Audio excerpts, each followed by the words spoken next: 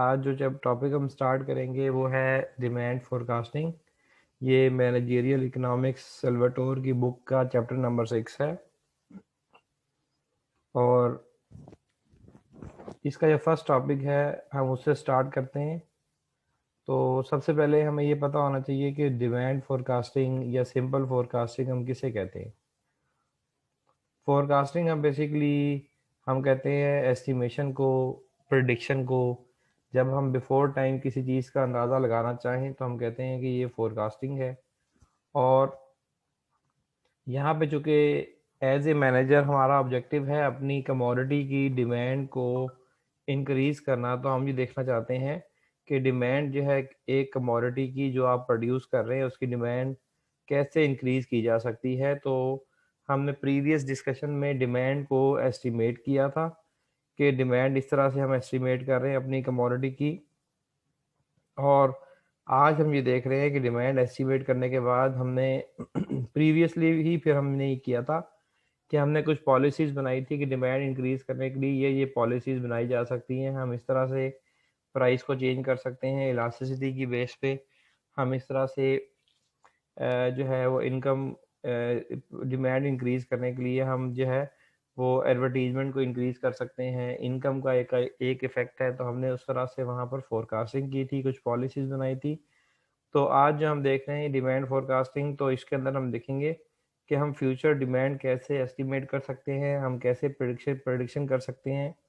एक मैनेजर किस तरह से सैटिस्फैक्टरी लेवल ऑफ डिमांड जो है वो अटेन कर सकता है, तो उसके लिए हम देखेंगे कि हम जो डिमांड को कैसे फोरकास्ट करना है। एक हमने फोरकास्टिंग का मेथड देखा on the basis of elasticity, और आज हम फोरकास्टिंग का जो मेथड देख रहे हैं ये है एक डिफरेंट मेथड जिसके अंदर हम सिंगल वेरिएबल को फोरकास्ट करेंगे और देखेंगे कि फर्म की सेल्स फ्यूचर में इंक्रीज होगी या नहीं होगी। इसके अंदर हम फर्म की सेल्स डिमांड जो है उसको फोरकास्ट करेंगे, सेल्स को फोरकास्ट करेंगे कि फ्यूचर में फर्म की सेल्स क्या होगी। और फोरकास्टिंग इसलिए भी ज़रूरी है ताकि हम जो है गवर्नमेंट की या किसी और जो रिस्क है बेसिकली हम उसको फोरकास्ट कर सकें कि फ्यूचर में रिस्क जो है वो किस तरह का होगा। क्योंकि फार्म ने डिसाइड करना होता है कि what to produce, how to produce, how much to produce, for home to produce. Farm जो है अपनी ग्रोथ के हवाले से प्लानिंग कर रही होती है। तो इसलिए फोरकास्टिंग हर फार्म के अंदर इम्पॉर्टेंट है कि फ्यूचर को प्रेडिक्ट किया जाए कि फ्यूचर में क्या सूरत हाल आने वाली है और कैसे फ्यूचर को प्रोटेक्ट कर किया जा सकता है। तो फोरकास्टिंग का एम क्या है कि हम फोरकास्टिंग के थ्रू फर्म के अंदर रहते हुए जो रिस्क है उसको हम मिनिमाइज कर सकते हैं, अनसर्टेनिटी को हम मिनिमाइज कर सकते हैं। हम अनसर्टेनिटी को मेजर करके उसको हम कम करके फिर देख सकते हैं कि हमारी अब सेल्स के ऊपर क्या पॉजिटिव चेंज आ रहा है। तो ये कुछ पर्पसेस है हमारे फोरकास्टिंग के। इसके अलावा सेल्स को हम फोरकास्ट करते हैं, हम जो है मैक्रो लेवल पे हम जीएनपी, जीडीपी, ओवरऑल इकोनॉमी की एक्टिविटी को भी हम फोरकास्ट कर सकते हैं कि फ्यूचर में क्या एक्टिविटी होगी on the basis of previous changes. तो हम इसकी बेस पे लॉन्ग रन फोरकास्टिंग भी कर सकते हैं। तो बहरहाल इस तरह से ये कुछ हमारे पास मेथड्स हैं फोरकास्टिंग के जो हम इस चैप्टर के अंदर डिस्कस करेंगे। उसमें हमारा कंसर्न होगा on demand of the commodity. जैसे कि हम मैनेजर हैं तो हमने उसी के हवाले से इसको फोकस करना है। इसके फोरकास्टिंग के यूजेस क्या हैं। फोरकास्टिंग हमें अकाउंटिंग के अंदर कॉस्ट प्रॉफिट को फोरकास्ट कर सकती है। फाइनेंस के अंदर कैश फ्लो और फंडिंग को हम फोरकास्ट कर सकते हैं। ह्यूमन रिसोर्सेज के अंदर हम हायरिंग, रिक्रूटिंग, ट्रेनिंग, इसको हम फोरकास्टिंग कर सकते हैं। फ्यूचर में हमें क्या ट्रेनिंग देनी चाहिए, किस तरह से ट्रेनिंग देनी चाहिए, किस तरह की ट्रेनिंग सूटेबल रहेगी। इसके अलावा मार्केटिंग के अंदर प्राइसिंग पॉलिसी हम फोरकास्ट कर सकते हैं, प्रमोशन लगा सकते हैं, स्ट्रेटजी बना सकते हैं, या आईटी सिस्टम के हवाले से, ऑपरेशंस के हवाले से, या प्रोडक्ट डिज़ाइन एंड सर्विसेज के हवाले से हम फोरकास्ट को यूज़ कर सकते हैं डिफरेंट टाइम में जब हमें इसकी ज़रूरत पड़ेगी। तो फोरकास्टिंग का पर्पस बेसिकली क्या है, फोरकास्टिंग के स्टेप्स क्या होंगे। फोरकास्टिंग के स्टेप्स यहाँ पे दिए गए कि हमारा सबसे पहले हम बताएंगे कि हमारा फोरकास्ट का पर्पस क्या है, हम क्यों फोरकास्टिंग करना चाह रहे हैं। तो फोरकास्टिंग का पर्पस बताने से हमें पता होना चाहिए कि हम क्यों फोरकास्ट कर रहे हैं। तो पहला स्टेप ये होगा कि हम बताएंगे कि फोरकास्टिंग का पर्पस क्या है। ये इसलिए ज़रूरी है ताकि हम उसी डायरेक्शन के अंदर अपनी फोरकास्टिंग को मूव करें। तो लेट्स सपोज हमने चूज़ किया कि हम डिमांड को फोरकास्ट करने चाह रहे हैं स्टेप 1 के अंदर। तो स्टेप 2 में क्या है, हमने इस्टेब्लिश करना है टाइम हॉरिजन कि ये जो हमने जो चूज़ किया है फोरकास्टिंग के लिए, हम ये फोरकास्टिंग कितने टाइम की बेस पे करना चाह रहे हैं। जारी बात है, जो हम फोरकास्ट करते हैं हम वो फोरकास्ट करते हैं on the basis of previous years analysis. जो हिस्ट्री में हो रहा होता है उसकी बेस पे हम फ्यूचर में फोरकास्ट करते हैं। तो हम यहाँ पे इस्टेब्लिश करेंगे, चूज करेंगे कि हम कितने टाइम की बेस पे फोरकास्ट करना चाह रहे हैं। स्टेप 3 है कि हम फोरकास्टिंग की टेक्निक चूज करेंगे। जारी बात है, फोरकास्टिंग की टेक्निक्स काफ़ी सारी हैं, हम इस चैप्टर में डिस्कस करेंगे। तो हम उसमें से टेक्निक कोई एक चूज करेंगे, फिर हम उसके बाद डेटा कलेक्ट करेंगे। फोर्थ स्टेप पे डेटा को क्लीन करेंगे, डेटा को हम एनालाइज करेंगे। फिर फिफ्थ स्टेप पे हम फोरकास्ट को कैलकुलेट करेंगे, हम फोरकास्टिंग को देखेंगे, फोरकास्टिंग करेंगे, जो भी हमारे पास रिजल्ट आएंगे हम उसको देखेंगे। सिक्स स्टेप पे हम मॉनिटर करेंगे कि जो हम फोरकास्ट कर रहे हैं इसकी फ्यूचर जो है वो क्या है, रिलायबिलिटी क्या है, हम उसको मॉनिटर करेंगे। तो ये कुछ स्टेप्स है फोरकास्टिंग प्रोसीजर के अंदर। इन स्टेप्स को हम फॉलो करके जो है वो अपनी फोरकास्टिंग जो है वो मुकम्मल करेंगे। अब यहाँ पे हमारे पास फोरकास्टिंग की डिफरेंट टेक्निक्स अवेलेबल हैं। तो जिसके अंदर कुछ टेक्निक्स हमने यहाँ पे लिखी हैं। नंबर 1 क्वालिटेटिव अप्रोच, इसे हम कहते हैं जजमेंटल फोरकास्टिंग, कि हम इसके अंदर सिर्फ जज करते हैं और जजमेंट की बेस पे हम फोरकास्ट करते हैं। नंबर 2 क्वांटिटेटिव अप्रोचेज, इसके अंदर हम कुछ ना कुछ टाइम सीरीज की बेस पे हम फोरकास्ट करेंगे। फिर है इकोनोमेट्रिक अप्रोच, इसके अंदर हम जो है कोई मॉडल लेके, इकोनोमेट्रिक मॉडल लेके एस्टीमेट करके हम उसकी बेस पे फोरकास्टिंग करेंगे। तो जो पहला स्टेप है फोरकास्टिंग अप्रोच, जैसे नाम से लग रहा है कि हम इसके अंदर कुछ ना कुछ जजमेंट करेंगे। तो इसको हम स्टार्ट करते हैं कि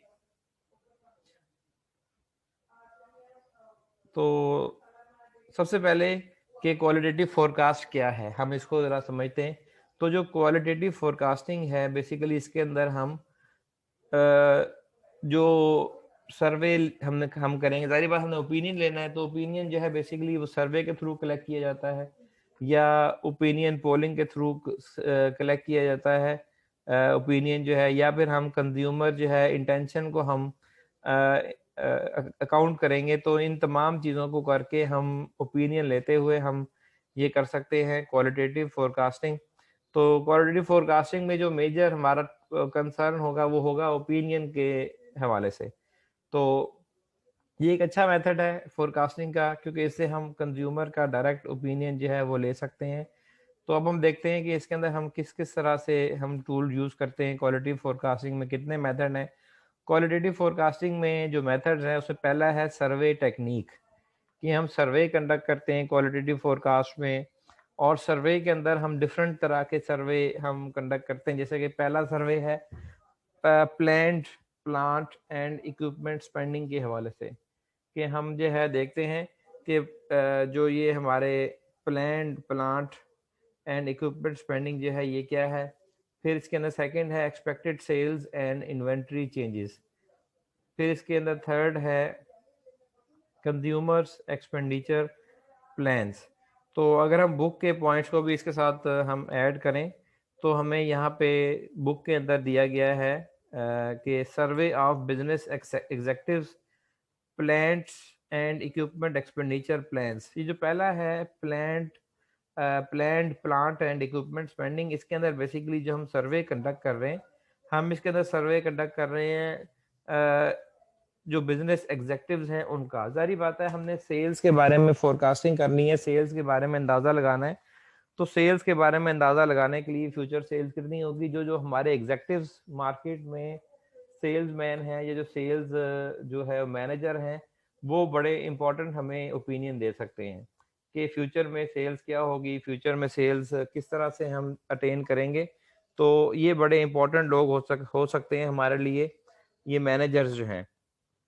तो मैनेजर से हम सबसे पहले जो है वो डेटा कलेक्शन जो है स्टार्ट करेंगे, उनसे ओपिनियन लेना स्टार्ट करेंगे। ज़ाहिर बात है मैनेजर्स को पता होता है कि किन सालों में इस कमोडिटी की सेल्स बढ़ी थी और किन सालों में एक साल है कितने महीनों में सेल्स बढ़ती है और एक साल है कितने महीनों में सेल्स जो है वो कम होती है। मैनेजर्स इसके बारे में अच्छा अंदाज़ा रखते हैं।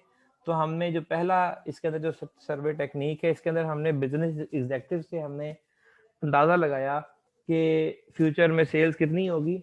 अब बेसिकली जो हम अंदाज़ा लगा रहे हैं, क्योंकि मैनेजर्स जो है उनको अंदाज़ा होता है कि जो हमारे पास इक्विपमेंट है उसके अंदर कितनी उसका यूज़ आ रहा है, वो इक्विपमेंट के यूज़ से देखते हुए हमें बता देते हैं। तो इन सिंपल वर्ड्स अगर हम देखना चाहें, ये पहले पॉइंट को समझना चाहें, तो हम इसको अंडरस्टैंड कर सकते हैं कि जो बिजनेस एग्जेक्टिव्स हैं हम उनसे पूछते हैं कि वो बताते हैं कि फ्यूचर में सेल्स के बारे में क्या इम्प्रूवमेंट जो है वो आ सकती है या क्या इम्प्रूवमेंट आनी चाहिए। स्टेप 1 पे हमने जो है जो हमने सर्वे कंडक्ट किया, हमने वो किया जी बिजनेस एग्जेक्टिव्स का जो सेल्स में इन्वॉल्व थे, हमने उनसे पूछा जो बेसिकली प्लांट एंड इक्विपमेंट के एक्सपेंडिचर्स प्लान कर रहे थे। ज़ाहिर बात है जो हर साल एक्सपेंडिचर प्लांट के इक्विपमेंट के प्लान करता है उन्हें भी अंदाज़ा होता है कि किन महीनों में प्लांट का एक्सपेंडिचर ज़्यादा है, इक्विपमेंट के एक्सपेंडिचर ज़्यादा है। वो प्लांट और इक्विपमेंट के एक्सपेंडिचर को देखते हुए वो अंदाज़ा लगाते हैं और उस सेल्स एग्जीक्यूटिव जो है प्लांट और इक्विपमेंट की स्पेंडिंग को देख के बताते हैं कि इन महीनों में ये स्पेंडिंग ज़्यादा होती है। इट मीन्स यहाँ पे इन महीनों में जो सेल्स है वो ज़्यादा होती है। तो इस तरह से उन्होंने सेल्स को जो है वो फोरकास्ट किया सर्वे कंडक्ट करते हुए। किनका? बिजनेस एग्जेक्टिव्स का। जो सेकंड सर्वे है वो किनका कंडक्ट किया जा रहा है? वो है जी expected sales and inventory changes. Basically जो सर्वे है expected sales and inventory changes का, ये भी कंडक्ट करना ज़रूरी है। इन्वेंट्री क्या होती है? इन्वेंट्री वो स्टॉक है जो कि एक फर्म तैयार करती है और एक गिवन टाइम में वो सेल नहीं कर पाती। जो वो स्टॉक सेल नहीं कर पाती वो अनसोल्ड वो स्टॉक रह जाता है। तो इसे हम कहते हैं कि ये बेसिकली क्या है? इन्वेंट्री है। तो अब हर फर्म की कुछ ना कुछ इन्वेंट्री होती है। तो अब इन्वेंट्री से भी अंदाज़ा लग जाता है कि सेल्स ज़्यादा है या सेल्स कम है। ज़ाहिर बात है एक जो इन्वेंट्री डिपार्टमेंट है वो मेंटेन कर रहा है कि हर महीने कितना सामान बच जाता है और वो सामान जो है बेसिकली इन्वेंट्री कहलाती है जो बच जाता है। तो ये इसके अंदर बेसिकली अंदाज़ा लगा लिया जाता है, इन्वेंट्री डिपार्टमेंट से सर्वे किया जाता है इन्वेंट्री डिपार्टमेंट का कि आप बताएँ कि किस महीने में पिछले सालों में कितना सामान बचता रहा है। तो लेट्स सपोज़ जनवरी में वो कहते हैं कि सामान जो है विंटर का स्टॉक जो है वो सारा ख़त्म हो जाता है, इन्वेंट्री ज़ीरो होती है। तो अब नेक्स्ट ईयर जब जब जनवरी आ रहा होगा तो उससे जो कि इन्वेंट्री डिपार्टमेंट है वो उसने बताया कि जनवरी में स्टॉक बिल्कुल खाली हो जाता है, स्टोर खाली हो जाता है, इन्वेंट्री ज़ीरो होती है। इसका मतलब ये है कि जनवरी में सेल ज़्यादा होती है जिसकी वजह से इन्वेंट्री जो है स्टोर जो है वो खाली होता है। तो इस तरह से हमने अंदाज़ा लगाया इन्वेंट्री डिपार्टमेंट से पूछ के कि जी एक्सपेक्टेड सेल्स क्या है। इन्वेंट्री वाले बता देते हैं कि इतनी एक्सपेक्टेड सेल्स है, इतने आइटम जो है वो मार्केट में इन इन महीनों में सेल होते रहे हैं, तो फ्यूचर में भी इतने ही इन महीनों में सेल होते रहेंगे। इस तरीके से हमने अंदाज़ा लगाया, ये भी विद इन द फर्म हमने ये अंदाज़ा लगाया एक्सपेक्टेड सेल्स का on the basis of inventory changes कि इन्वेंट्री में क्या चेंज आ रहा है, तो हमें ये अंदाज़ा हो जाता है। तो इसके साथ थर्ड है उसके अंदर हमने क्या लिया? Survey of consumers expenditure plans. हमने जो कंज्यूमर्स के एक्सपेंडिचर प्लान्स हैं हमने उससे अंदाज़ा लगाया, उसकी बेस पे हमने डिमांड को जो है वो फोरकास्ट किया। इसके अंदर बेसिकली हम देखते हैं कि जो हमारे पास डिफरेंट जो इदारे हैं जो कि ब्यूरो ऑफ स्टैटिस्टिक्स हैं जो कि एक्सपेंडिचर प्लान कर रहे होते हैं, जो एक्सपेंडिचर के हवाले से सर्वे कर रहे होते हैं मार्केट के अंदर जाके। हमने उनसे सर्वे किया कि उन्होंने बताया कि कंज्यूमर्स का एक्सपेंडिचर प्लान क्या होता है। ज़ाहिर बात है जो जो जो हमारे पास ये जो इदारे हैं स्टैटिस्टिकल ब्यूरो जैसे कि हम कहते हैं कि वो उनके पास एक जो है ना 4-5 सफ़ों का एक फॉर्म होता है, एक परफॉर्मा होता है, उसके अंदर डिफरेंट प्रोडक्ट्स लिखी होती हैं, वो बताते हैं उसको उन्होंने फिल किया होता है, स्टैटिस्टिकल ब्यूरो को पहले से दिया होता है कि जी ये इस तरह से हम इन महीनों में ये चीज़ खरीदते हैं, इतनी खरीदते हैं और फिर इन महीनों में इस चीज़ की डिमांड ज़्यादा होती है, इस चीज़ को हम इतना परचेज़ करते हैं। तो इस तरह से वो जो हमारे पास स्टैटिस्टिकल ब्यूरो के डिपार्टमेंट जो हैं, जो सर्वे खुद कर रहे हैं, हमने उनके सर्वेस को लेते हुए कंज्यूमर का एक्सपेंडिचर प्लान जो है, यहाँ से हमने उसका आइडिया लगाया और हमने देखा कि कंज्यूमर जो है किस तरह से डिमांड कर रहे हैं, किन महीनों में ज़्यादा करते हैं और किन किन महीनों में वो कम करते हैं। तो हमने ये खुद से सर्वे कंडक्ट नहीं किया, ये सर्वे टेक्निक के थर्ड पॉइंट में कंज्यूमर्स एक्सपेंडिचर प्लान के अंदर ये हमने जो है बेसिकली स्टैटिस्टिकल ब्यूरो को यूज़ किया, जो डिफरेंट इलाकों से डिफरेंट लोगों से सर्वे कर रही होती है। तो इस तरह से हमने ये जो पहला पॉइंट था क्वालिटेटिव फोरकास्टिंग का, जो बेस कर रही थी on the basis of survey technique, वो जो है डिमांड को फोरकास्ट कर रहे थे। हमने उसके 3 मेथड जो है यहाँ पर देखे। तो अब हम देखते हैं कि जो हमारे पास जो है नेक्स्ट जो यहाँ पे मेथड है वो है ओपिनियन पोल्स। जो ओपिनियन पोल्स हैं ये भी एक डिफरेंट मेथड है ओपिनियन पोलिंग का। इसके अंदर पहला है एग्जेक्टिव पोलिंग। इसके अंदर जो है जिसका हमने डिस्कस किया, इसके अंदर जो बिजनेस के टॉप मैनेजमेंट जो होती है, बिजनेस की जो टॉप मैनेजमेंट जो होती है, हम बिजनेस की टॉप मैनेजमेंट से सर्वे करते हैं, उनसे पूछते हैं कि बताएं जी सेल्स क्या होगी। टॉप मैनेजमेंट मीन्स कुछ सेल्स मैनेजर होता है, कोई प्रोडक्शन मैनेजर होता है, कोई फाइनेंस मैनेजर होता है, कोई जो है एचआर मैनेजर होता है। तो इस तरह से जो मैनेजर्स हैं, हम उनसे पूछते हैं कि जी आप बताएं कि कमोडिटी की डिमांड क्या होगी। तो मैनेजर ज़ाहिर बात है जो सेल कर रहे हैं, जो कोई प्रोडक्शन कर रहा है, वो देखता है कि प्रोडक्शन इन महीनों में ज़्यादा होती है, सेल इन महीनों में ज़्यादा होती है। तो इस तरह से जो जो हमने बिजनेस एग्जेक्टिव पोलिंग की, वो हमें बता देती है एग्जेक्टिव पोलिंग के सेल्स के ऊपर क्या इफेक्ट आ रहा है डिफरेंट हमारे पास टाइम पीरियड के अंदर। तो कब सेल्स इंक्रीज होने के चांसेस हैं, किन एरियाज में सेल्स इंक्रीज होने के चांसेस हैं। तो ये है बिजनेस एग्जेक्टिव सेल्स के बारे में अंदाज़ा लगाना, उनसे पूछना है कि फ्यूचर में क्या होगा। फिर है जी सेल्स फोर्स पोलिंग। ये जो हमने ओपिनियन लिया, पहले हमने ओपिनियन लिया मैनेजर्स का।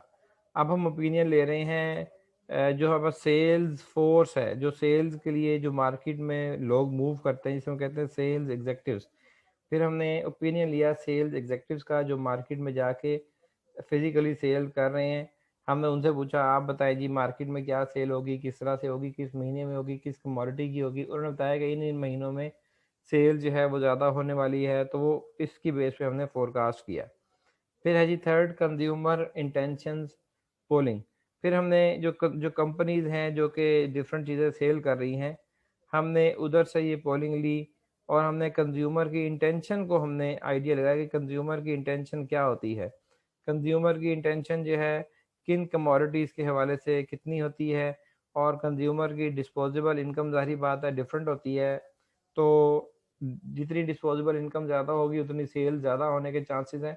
तो बहरहाल हमने इस तरह से कंज्यूमर्स की इंटेंशन को हमने उसको पोलिंग के थ्रू जो है अंदाज़ा लगाया। तो ये अब तक के जो हमने मेथड पढ़े, सर्वे टेक्निक्स एंड ओपिनियन पोलिंग, इससे हमने बेसिकली अंदाज़ा लगाया कि फ्यूचर में डिमांड कितनी होगी, किस तरह से डिमांड को ऑब्ज़र्व किया जा सकता है।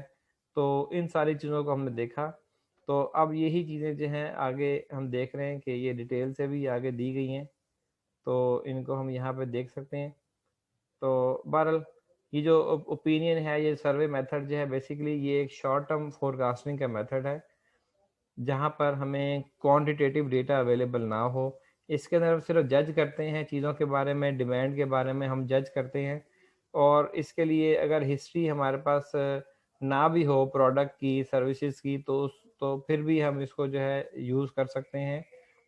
कोई न्यू प्रोडक्ट हो उसके लिए हम सर्वे कंडक्ट कर सकते हैं कि लोगों का क्या ओपिनियन है, किस तरह से लोग इसको चूज़ करना चाहेंगे।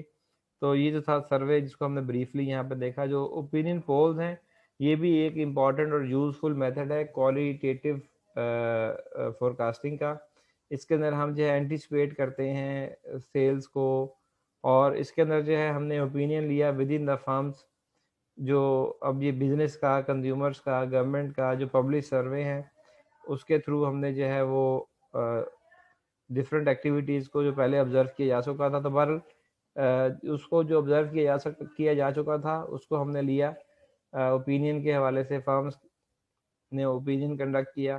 तो बहरहाल इस तरह से ही हमारे पास जो है ये executive polling, consumer intention, sales force polling जो है ये अवेलेबल है। जो नेक्स्ट मेथड है वो है जी क्वांटिटेटिव अप्रोच। जो फोरकास्टिंग का नेक्स्ट मेथड है वो है क्वांटिटेटिव अप्रोच। जो क्वांटिटेटिव अप्रोच है फोरकास्टिंग की, उसके फर्दर फिर 3 मेथड्स हैं जो हम यहाँ पे देखेंगे। उसमें पहला है जी ट्रेंड प्रोजेक्शन, सेकंड है स्मूथिंग टेक्निक्स, थर्ड है इकोनोमेट्रिक फोरकास्टिंग। तो ट्रेंड प्रोजेक्शन जो है, हम इसको स्टार्ट करने से पहले अंदाज़ा लगाते हैं कि बेसिकली ट्रेंड प्रोजेक्शन जैसे नाम से लग रहा है कि हम एक ट्रेंड की बेस पे प्रोजेक्ट करेंगे, और ट्रेंड जो है हमेशा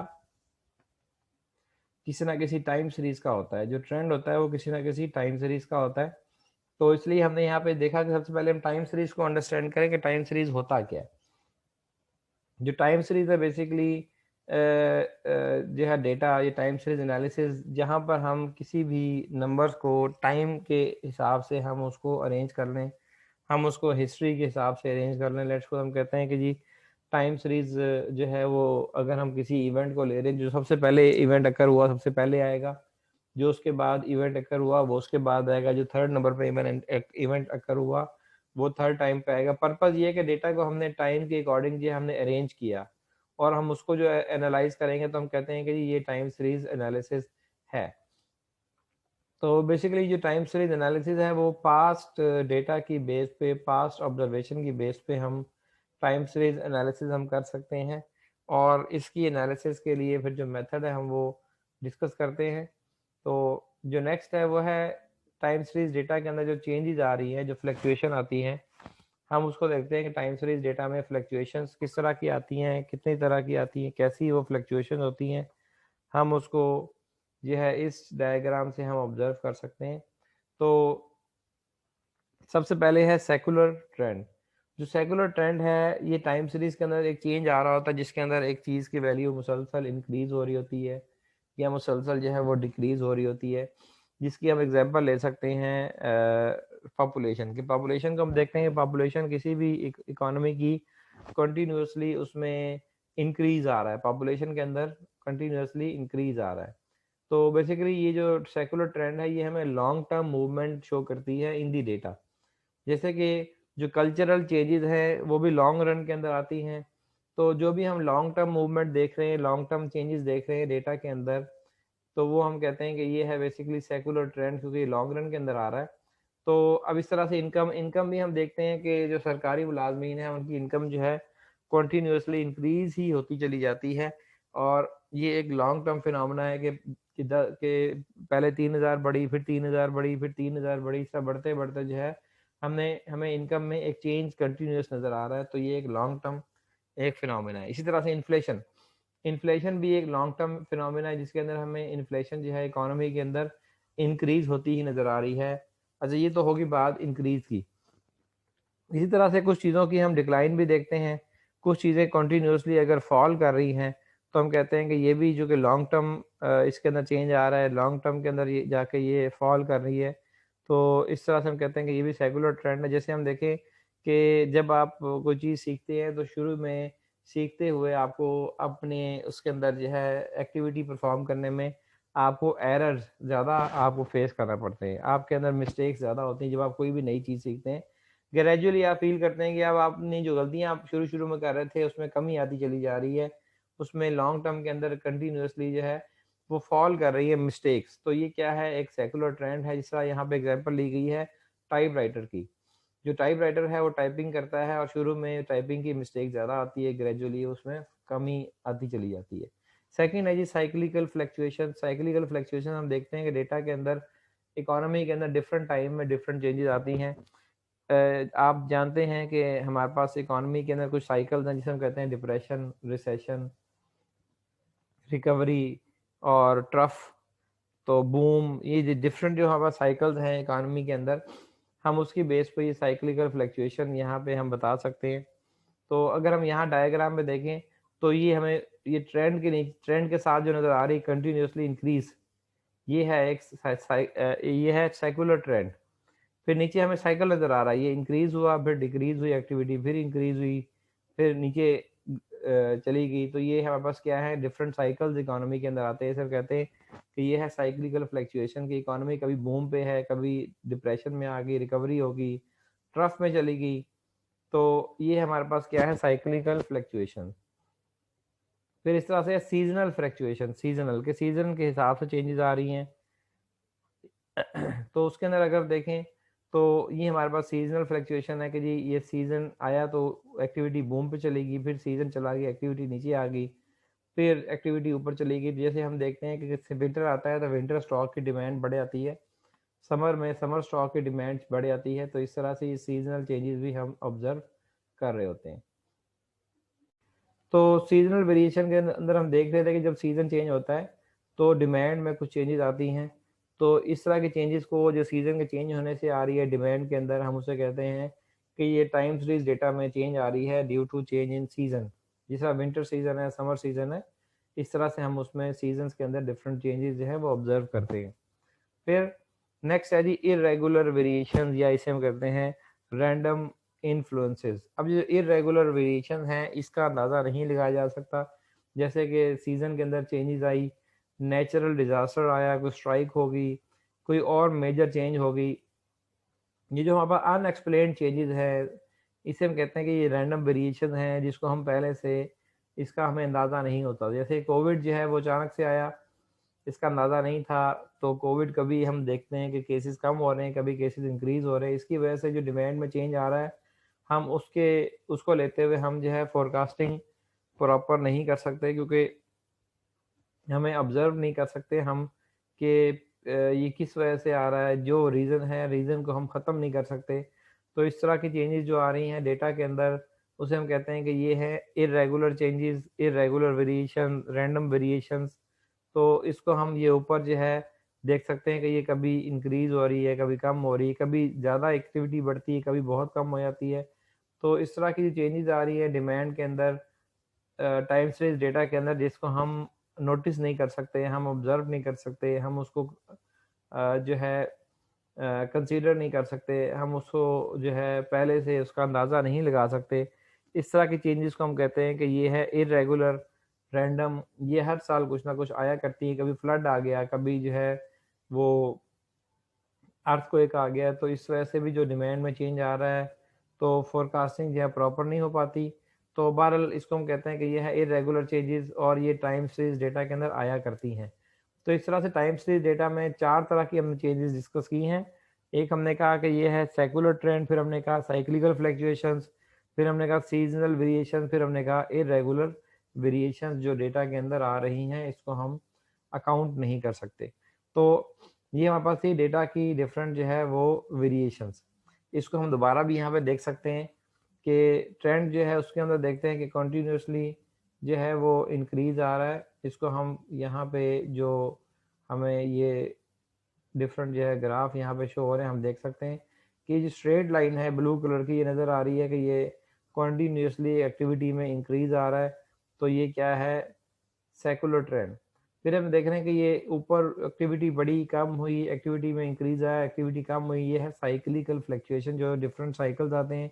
इकोनॉमी बूम पे चली जाती है, इकोनॉमी ट्रफ पे चली जाती है, इकोनॉमी डिप्रेशन में चली जाती है, इकोनॉमी जो है रिकवरी फेज़ में है।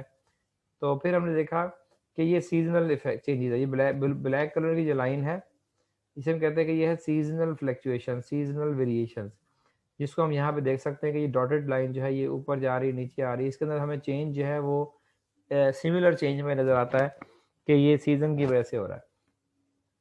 फिर है जी रैंडम फ्लक्चुएशन या इर्रेगुलर वेरिएशंस, जिसको हम ये ब्लू कलर की लाइन से देख रहे हैं कि हम इसका ट्रेंड जो है वो प्रेडिक्ट नहीं कर सकते, हमें कोई ट्रेंड नज़र नहीं आ रहा। कभी एक्टिविटी जो है बहुत ज़्यादा इंक्रीज़ हो रही है, कभी बहुत ज़्यादा फॉल कर रही है। तो ये है इर्रेगुलर फ्लक्चुएशंस। तो हमने इसको यहाँ पे ये है ऑब्ज़र्व किया। हम नेक्स्ट आगे मूव करते हैं, वो है जी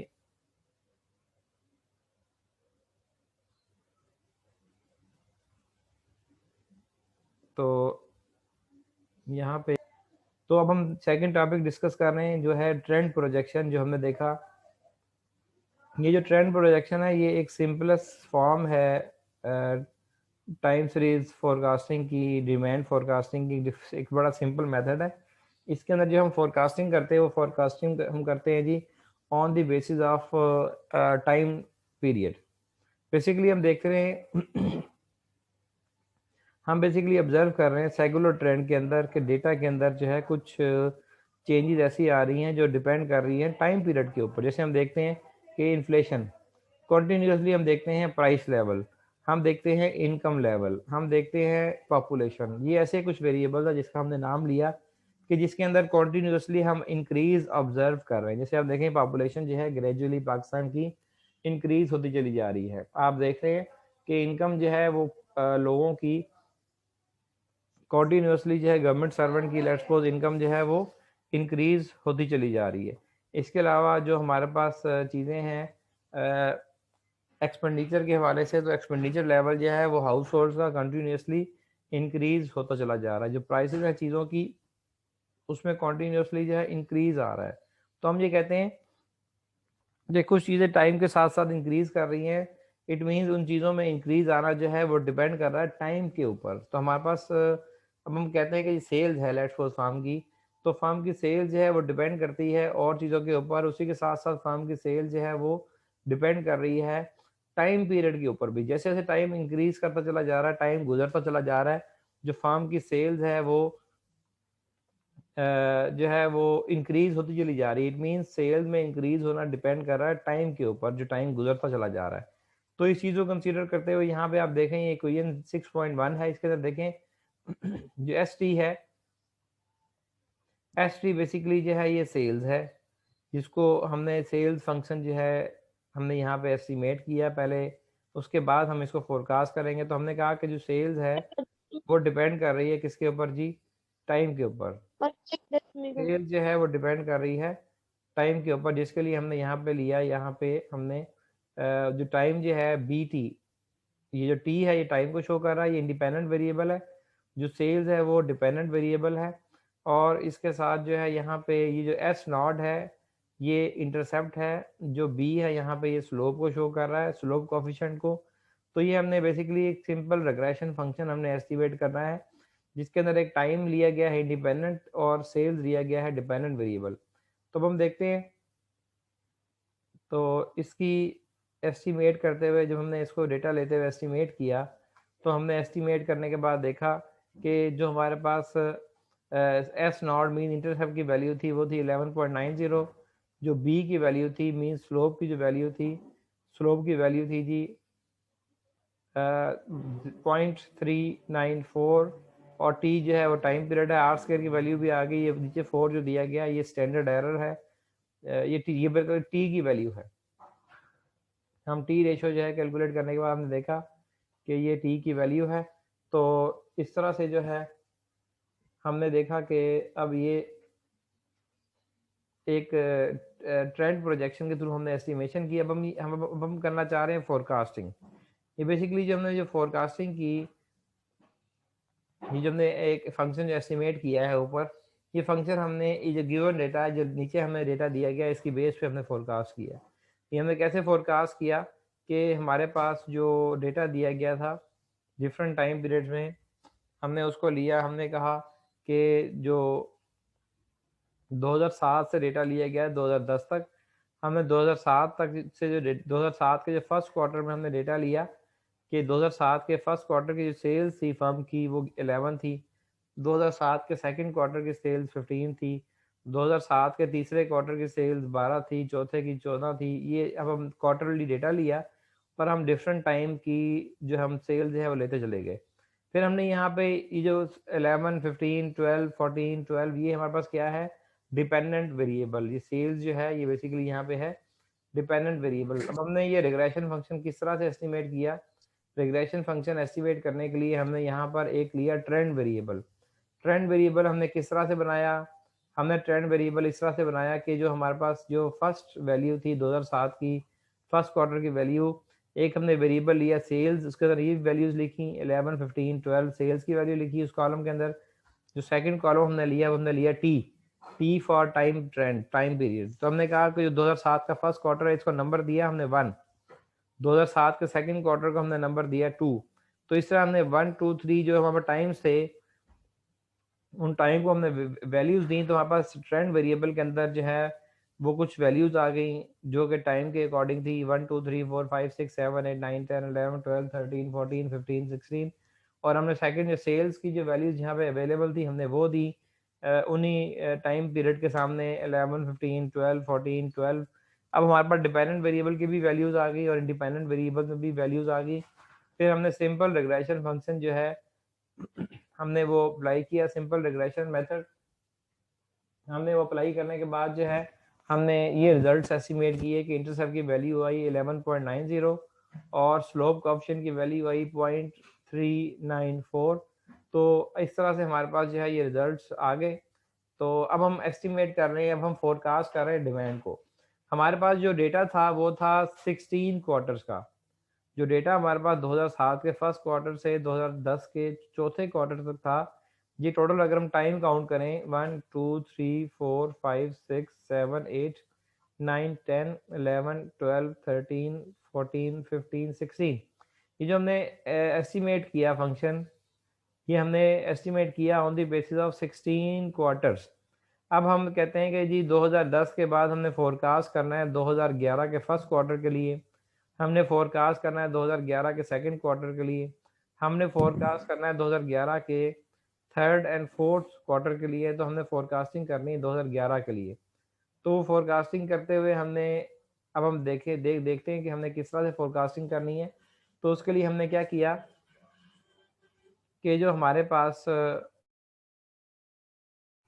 तो हमारे पास जो डेटा है 2011 का हमने ये फोरकास्ट करना है on the basis of estimated sales function. जो सेल्स का हमारा ट्रेंड के बेस पे हमने जो फंक्शन हमने एस्टिमेट किया है।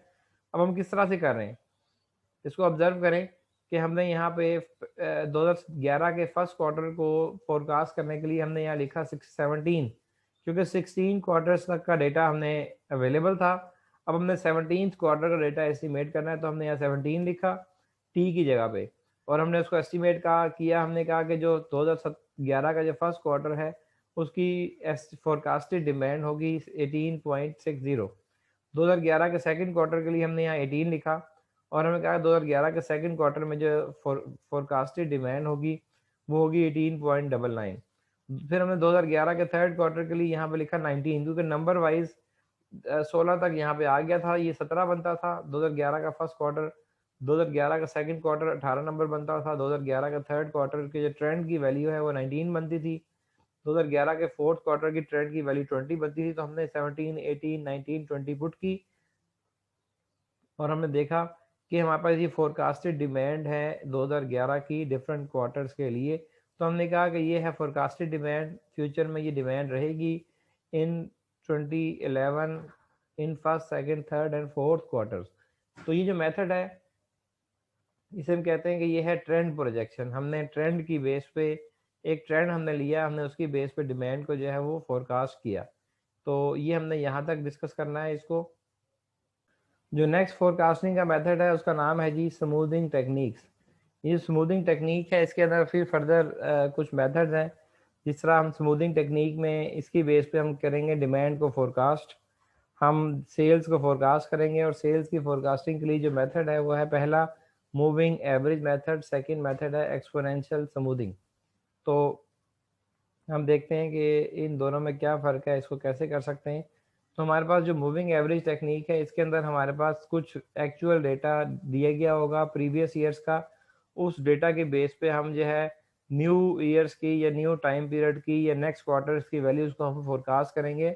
एक मेथड है मूविंग एवरेज का जिसके अंदर हम बेसिकली जस्ट एवरेज की बेस पे हम आगे फोरकास्टिंग करते चले जा रहे हैं। फिर सेकंड है वेटेड मूविंग एवरेज, इसके अंदर हम वैल्यूज़ को जो है डिफरेंट वेट्स असाइन करते हुए हम देखते हैं आगे चलते हैं। हम देखते हैं कि लेट्स सपोज एक साल है उसका वेट ज़्यादा होना चाहिए, उसके एक और ईयर है उससे जो हमारे पास रिसेंट ईयर है इसका इफेक्ट फ्यूचर पे ज़्यादा आएगा, उसको वेट ज़्यादा असाइन करना चाहिए। आप समझते हैं कि नहीं, जो सबसे पहला ईयर है उसका इफेक्ट ज़्यादा आएगा तो उसको वेट ज़्यादा असाइन करना चाहिए। तो ये चॉइस हमारे पास अवेलेबल है। लेकिन हमने मूविंग एवरेज और वेटेड मूविंग एवरेज में हमारे पास चॉइस अवेलेबल है। मूविंग एवरेज में हम जस्ट एवरेज लेते हुए आगे लेके चलेंगे, प्रीवियस ईयर्स की डेटा की बेस पे एक्चुअल वैल्यूज़ की बेस पे हम फ्यूचर ईयर की वैल्यू को फोरकास्ट करेंगे। वेटेड मूविंग एवरेज में हम वेट असाइन करते हुए आगे चलेंगे, तो अब हम इसकी ज़रा प्रैक्टिस करते हैं, तो हम देखते हैं कि इसको हम किस तरह से कर सकते हैं। तो हम बजाय किसी और चीज़ को डिस्कस करने के हम डायरेक्ट जो है वो चलते हैं न्यूमेरिकल एग्जांपल के ऊपर, ताकि हमें बेहतर अंदाज से चीज़ों को हम पिक कर सकें और हम उसको अंडरस्टैंड कर सकें। ये देखें जी, ये हमारे पास एक मूविंग एवरेज के लिए एक एग्जांपल यहाँ पे हमने ली है, और इसके अंदर आप देख सकते हैं कि ये 2017 से 2020 तक का डेटा हमें अवेलेबल है। 2017 के कुछ क्वार्टर का डेटा है, first quarter, second, third, fourth.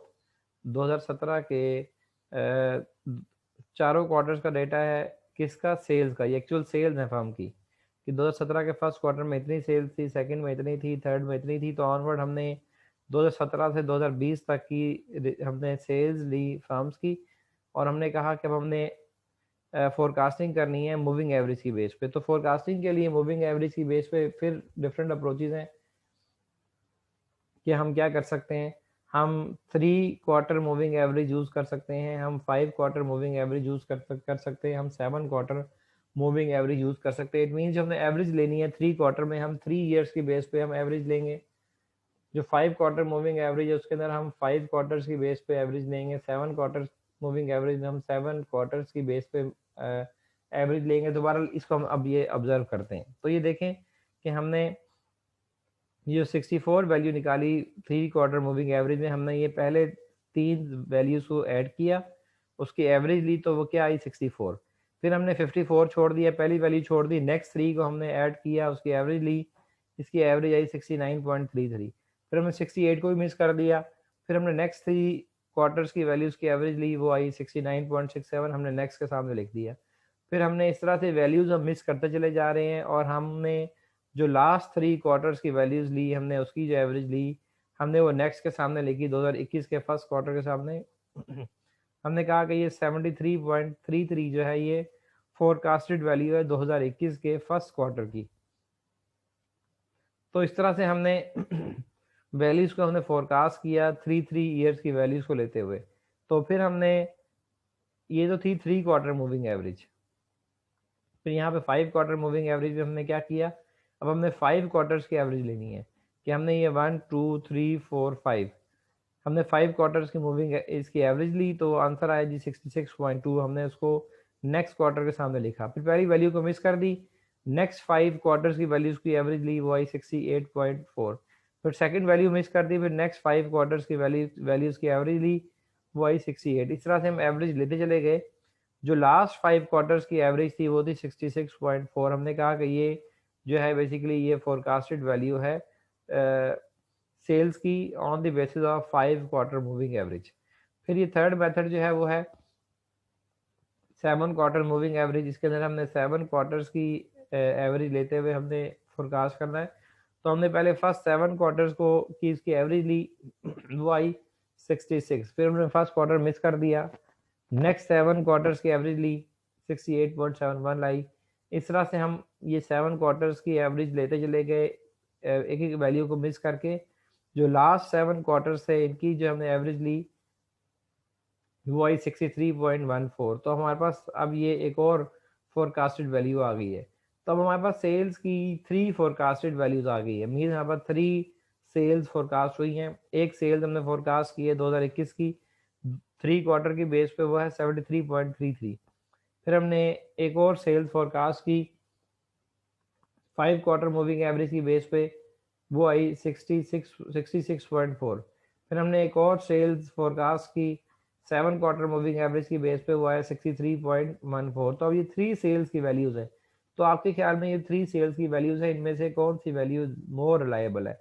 एक सेल्स की वैल्यू बता रही है कि सेल ज़्यादा होगी 73.33 इन 2021।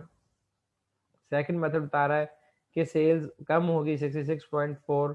फिर नेक्स्ट जो मेथड बता रहा है वो बता रहा है कि सेल्स और कम होगी 63.14। अब इन तीनों मूविंग एवरेज के मेथड से 3 क्वार्टर, 5 क्वार्टर, 7 क्वार्टर से जो हमने सेल्स डिफरेंट फोरकास्ट की, अब इसको हम चेक करेंगे कि इनमें से मोर रिलायबल फोरकास्टेड वैल्यू कौन सी है।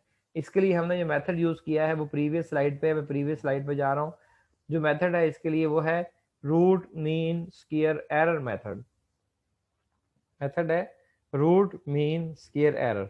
इसका ये फार्मूला है जी, summation A minus F square divide by N और होल का ये है स्क्वायर रूट है। तो अब हम देखते हैं कि ये ए माइनस एफ कैसे निकालना है।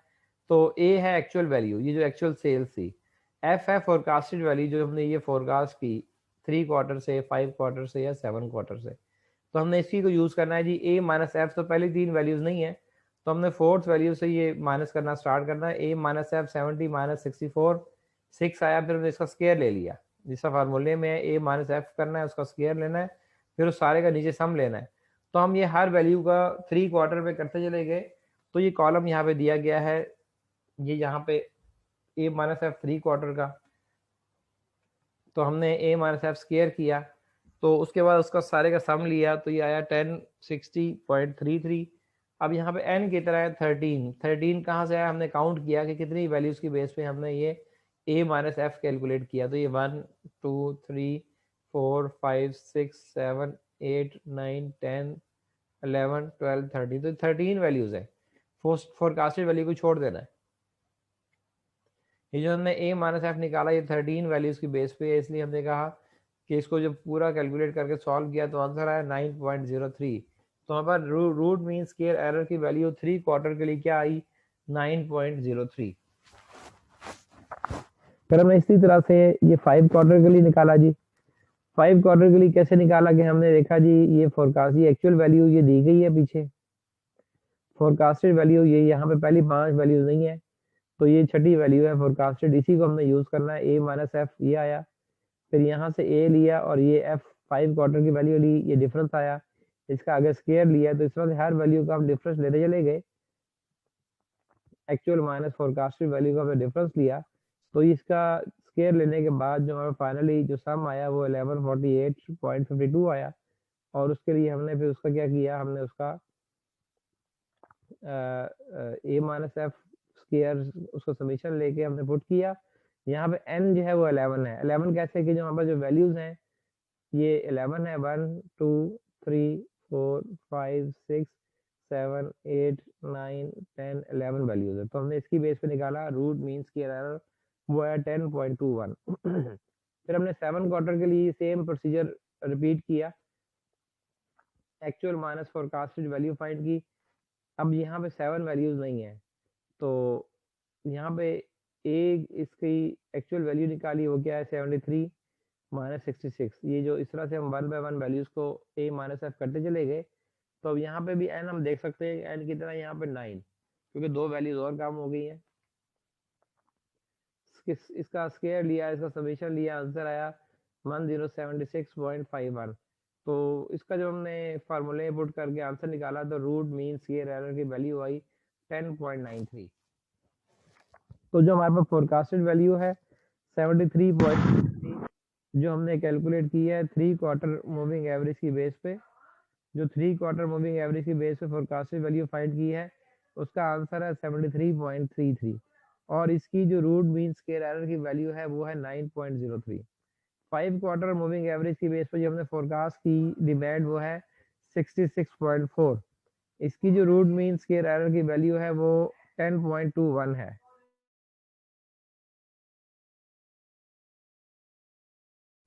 जो थर्ड जो हमने 7 क्वार्टर मूविंग एवरेज की बेस पे वैल्यू जो हमने फोरकास्ट की वो है 63.14। इसकी जो रूट मीन स्क्वायर एरर की वैल्यू है वो है 10.93। अब हमने चूज करनी है कि इनमें से बेस्ट फोरकास्टेड वैल्यू कौन सी है।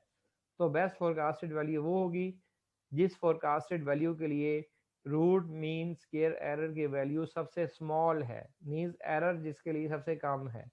तो root mean square error 7 quarter की वैल्यू के लिए आया 10.93। Root mean square error 5 quarter की वैल्यू की बेस पे जो आया, 5 क्वार्टर फोरकास्टेड वैल्यू के लिए जो आया रूट मीन स्क्वायर एरर, वो आया 10.21। जो root mean square error 3 quarter की वैल्यू के लिए आया वो आया 9.03।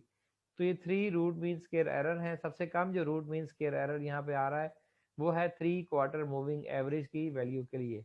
जो 3 क्वार्टर मूविंग एवरेज है इसकी वैल्यू के लिए कम जो है वो हमारे पास रूट मीन स्क्वायर एरर आया है। इसकी वैल्यू के लिए 3 क्वार्टर फोरकास्टेड वैल्यू के लिए, और 3 क्वार्टर की जो फोरकास्टेड वैल्यू है वो है 73.33। इसका रूट मीन स्क्वायर एरर जो है 9.03 सबसे स्मॉल है, तो हम यहाँ पे ये कंक्लूड कर सकते हैं कि जो बेस्ट फोरकास्टेड वैल्यू है, जो मोर रिलायबल है, वो है 73.33। इट मीन्स जो फ्यूचर में 2021 के फर्स्ट क्वार्टर की जो फोरकास्टेड डिमांड होगी वो 73.33 होगी। हम इस वैल्यू के बेस पे हम ये फाइनलाइज कर सकते हैं।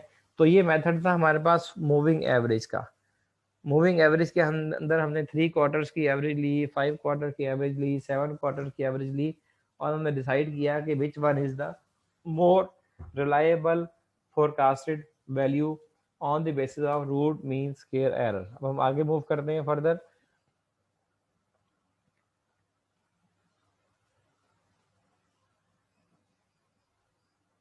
ये फर्दर जो है फिर एक और एग्जांपल उसने लेके यहाँ पे मूविंग एवरेज को एक्सप्लेन करना यहाँ पे स्टार्ट किया।